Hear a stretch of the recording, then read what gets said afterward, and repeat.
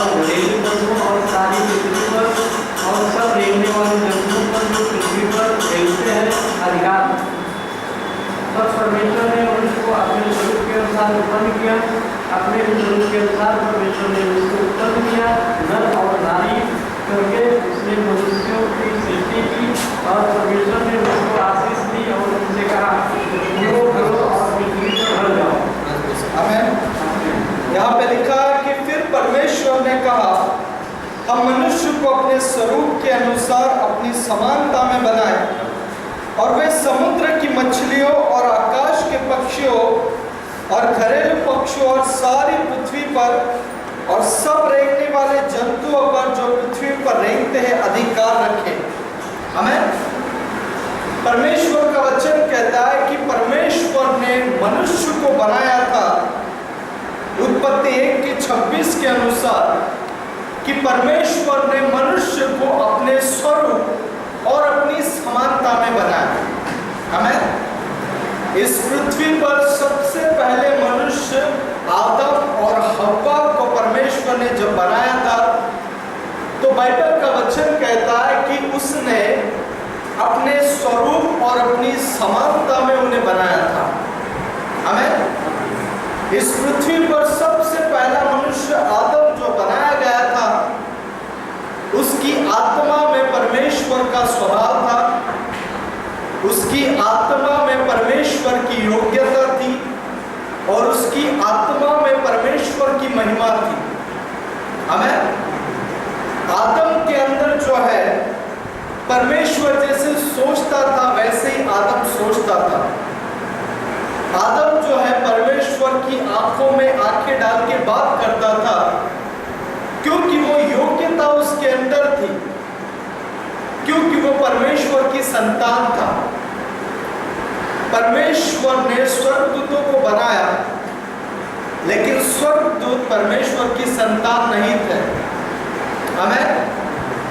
परमेश्वर ने मनुष्य को इसलिए बनाया ताकि वो मनुष्य के साथ में अपने दिल की बातों को कह सके, ताकि परमेश्वर जो मनुष्य के साथ में संगति रख सके।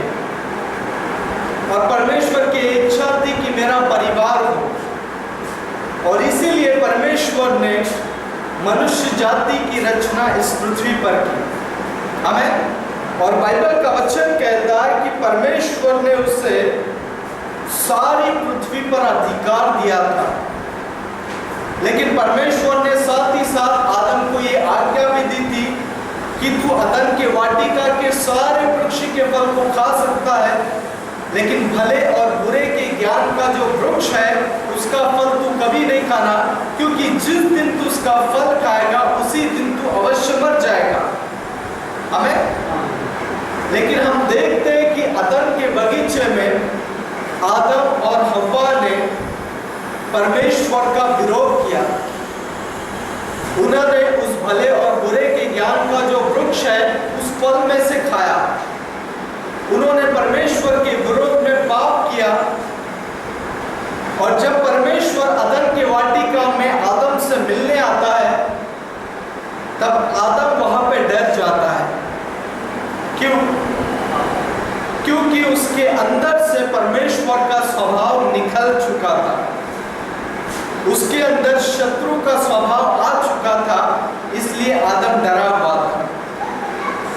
हमेशा जब एक व्यक्ति पाप करता है तो शत्रु का स्वभाव उसके भीतर आएगा।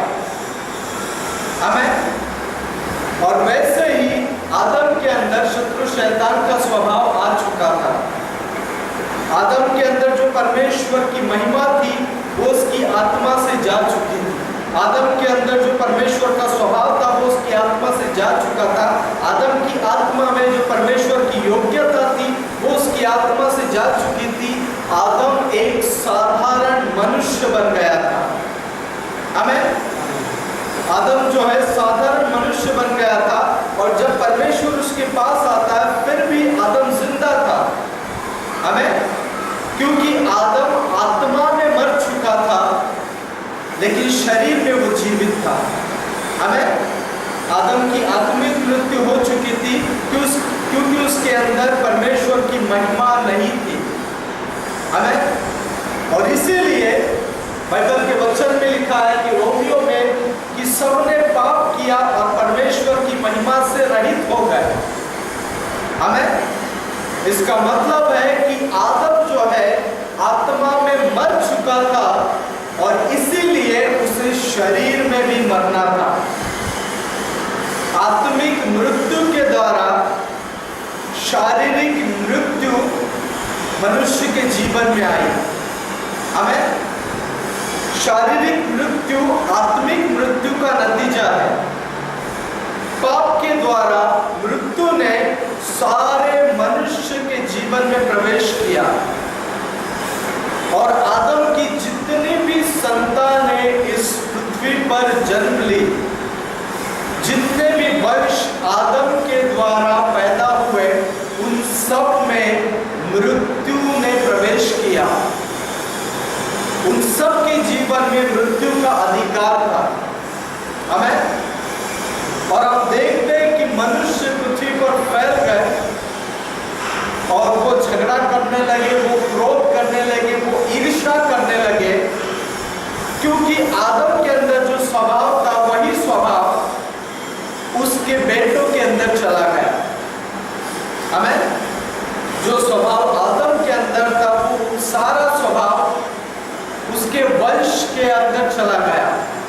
हमें और इसीलिए जब परमेश्वर ने देखा कि मनुष्य ने पाप किया है, और बाइबल का वचन कहता है कि पाप की मजदूरी मृत्यु है। हमें और परमेश्वर ने देखा कि मनुष्य ने पाप किया है और मरने के बाद मनुष्य जो है नरक में जा रहा है, क्योंकि एक पापी व्यक्ति जो है वो स्वर्ग में नहीं जा सकता। स्वर्ग में कोई भी पाप नहीं है। हमें और जब परमेश्वर ने देखा कि सारी पृथ्वी के लोग जो है पाप में फंसे हुए हैं, वो पाप की दलदल में है और अंधकार की ओर जा रहे हैं, तो इसीलिए परमेश्वर ने योजना बनाई। यीशु मसीह ने कहा कि मैं इस पृथ्वी पर जाऊंगा और मनुष्य जो पाप में फंसा है उन्हें मैं आजाद करूंगा, उन्हें मैं पाप से मुक्ति दिलाऊंगा, उन्हें मैं पाप से छुटकारा दिलाऊंगा। हमें और इसीलिए यीशु मसीह ने जो है मनुष्य का रूप धारण करके इस पृथ्वी पर जन्म लिया। और हम देखते हैं कि यीशु मसीह के द्वारा इतने चिन्ह चमत्कार इस पृथ्वी पर हुए कि जिन्हें हम अगर पुस्तक में भी लिखे जाए तो वो बातें पूरी नहीं होगी। उन 3.5 वर्षों की सेवकाई में यीशु मसीह ने अंधों की आंखें खोली, यीशु मसीह ने लंगड़ों को चलाया, यीशु मसीह ने मुर्दों को जिलाया और इतने अद्भुत आश्चर्य कर्म यीशु ने किए जिन्हें हम पुस्तकों में भी नहीं लिख सकते। हमें और यूहन्ना 3:16 में लिखा है कि परमेश्वर ने मनुष्य से ऐसा प्रेम किया कि उसने अपना एक लौता पुत्र दे दिया ताकि जो कोई उस पर विश्वास करे वो नाश ना हो परंतु अनंत काल का जीवन पाए। हमें परमेश्वर ने यीशु को इस पृथ्वी पर भेजा ताकि जो कोई उस पर विश्वास करे वो नाश ना हो और अनंत काल का जीवन पाए। आज अगर हम इस पृथ्वी पर देख रहे कि जो परमेश्वर पर विश्वास नहीं करते, कई लोग इस पृथ्वी पर नाश हो रहे, कोई रोग और बीमारी के द्वारा नाश हो रहा है, कोई आर्थिक परिस्थिति के द्वारा नाश हो रहा है, कोई दुर्घटना के कारण नाश हो रहा है। हमें लेकिन बाइबल का वचन कहता है कि जो कोई इस पर विश्वास करेगा वो नाश नहीं होगा परंतु अनंत काल का जीवन पाएगा। सबसे पहले तो यीशु मसीह हमारे लिए आया ताकि हमें नाश होने वाले गड्ढे में से बचाए। बाइबल के वचन में लिखा है कि वो अपने मुंह के वचन के द्वारा उनको चंगा करता और उन्हें नाश होने से बचाता है। हमें अगर नए नियम में देखा जाए तो परमेश्वर ने यीशु मसीह को हमारे लिए भेजा कि वो हमें नाश होने से बचा है। नए नियम में परमेश्वर का वचन यीशु मसीह है। उसने अपने वचन को भेजकर हमें नाश होने से बचाया है। आमीन। और बाइबल का वचन कहता है कि जिसके पास यीशु है उसके पास जीवन है। आमीन। जिसके पास यीशु है उसके पास सिर्फ जीवन ही नहीं बल्कि अनंत काल का जीवन है। अनंत काल का जीवन मतलब जब हम यीशु के ऊपर विश्वास करते हैं कि यीशु तू मेरे लिए मारा गया, गाड़ा गया और तीसरे दिन जी उठा, तब ये अनंत काल का जीवन जो है हमारी आत्मा में आ जाता है। आमीन। पवित्र आत्मा के द्वारा अनंत काल का जीवन हमारे हृदय, हमारी आत्मा में आ चुका है यीशु पर विश्वास करने के द्वारा। आज सबसे बड़ी खुशखबरी की बात यह है, हमें आनंदित होना है। क्यों? क्योंकि अनंत काल का जीवन यीशु के नाम से आज हमारे पास है। आमीन। और जैसे ही हम यीशु पर विश्वास करते हैं हम अंधकार के राज्य से छुड़ाए जाते हैं। कुलुस्से 1:13 में लिखा है कि उसने हमें अंधकार के साम्राज्य से निकालकर अपने प्रिय पुत्र के राज्य में लेकर आया है। हमें जैसे हम यीशु के ऊपर विश्वास करते, हम उसे अंगीकार करते, हमारे हृदय में उसे ग्रहण करते, उसी समय परमेश्वर हमें अंधकार के राज्य से बाहर निकालकर अपने प्रिय पुत्र यीशु के राज्य में लेकर आता है। इसका मतलब कि शत्रु शैतान का अब आपके जीवन में कोई भी नियंत्रण नहीं है, क्योंकि आप उसके राज्य में नहीं हो। हमें जब तक आप शैतान के राज्य में थे तब तक शैतान का नियंत्रण आपके जीवन में था। वो आपको रोगी बना सकता था, वो आपको बीमार बना सकता था, वो आपको कंगाली में कर्जे में रख सकता था और वो जैसा चाहे आपके जीवन में कर सकता था, क्योंकि आप अंधकार के राज्य में थे। लेकिन अब शैतान आपके जीवन में राज्य नहीं कर सकता, क्योंकि आप उसके राज्य में नहीं, आप परमेश्वर के राज्य में हो। आमीन। अब शत्रु आपके जीवन का शासक नहीं है, यीशु आपके जीवन का शासक है। आपका राजा परमेश्वर है। आमीन। और हम देखते पुराने नियम में कि इजरायली जब तक मिस्र में थे तब तक वो गुलामी में थे, वो बंधुआई में थे। और फिरौन जो है शत्रु शैतान को दर्शाता है। फिरौन उनके जीवन में अपनी मनमानी कर रहा था। फिरौन उन्हें दुख दे रहा था, दर्द दे रहा था और फिरौन ने उनका जीवन बर्बाद करके रख दिया था। आमीन। लेकिन जब हम उत्पत्ति की किताब में पढ़ते हैं कि परमेश्वर ने अपने दास मूसा और हारून के द्वारा लाखों लाखों इस्राएलियों को मिस्र देश से बाहर निकाला और परमेश्वर ने लाल समुद्र दो भाग करके इस्राएलियों को लाल समुद्र के पार कर दिया। आमीन। और जैसे इस्राएली मिस्र देश से निकले वो आजाद थे, वो स्वतंत्र थे। आमीन। अब फिरौन जो है उनके जीवन में उन्हें गुलामी में नहीं रख सकता था, उन्हें बंधुआई में नहीं रख सकता था, क्योंकि अब वो मिस्र में नहीं थे, अब वो प्रतिज्ञा के देश में जा रहे थे। आमीन। अब फिरौन उनका शासक नहीं था, परमेश्वर उनका शासक था। आमीन। ये इस चीज को दर्शाता है कि जब आप अंधकार के राज्य में थे तो शत्रु आपके जीवन में अपनी मनमानी कर सकता था, लेकिन अब वो आपके जीवन में अपनी मनमानी नहीं कर सकता, क्योंकि आप उसके राज्य में नहीं हो, आप उसके क्षेत्र में नहीं हो, आप परमेश्वर के राज्य और परमेश्वर के देश में हो। आमीन। और इसीलिए परमेश्वर जो है हमारा प्रभु है, हमारा राजक है, या हमारा राजा है और हमारा शासक है। आमीन। और वचन में लिखा है कि जो भी कलवरी क्रूस पर यीशु मसीह ने हमारे लिए किया, आज वो सब यीशु के नाम से हमारा है। आमीन। क्रूस के ऊपर जो यीशु मसीह ने अपना लहू बहाया और उसके द्वारा जो आशीष हमें मिली, आज वो सारी आशीष कलीसिया की है। आमीन। आज यीशु के नाम पे आशीष हमारी है, आज यीशु के नाम से चंगाई हमारी है, आज यीशु के नाम पे समृद्धि हमारी है। हमें अपने आशीष के ऊपर अधिकार लेना है।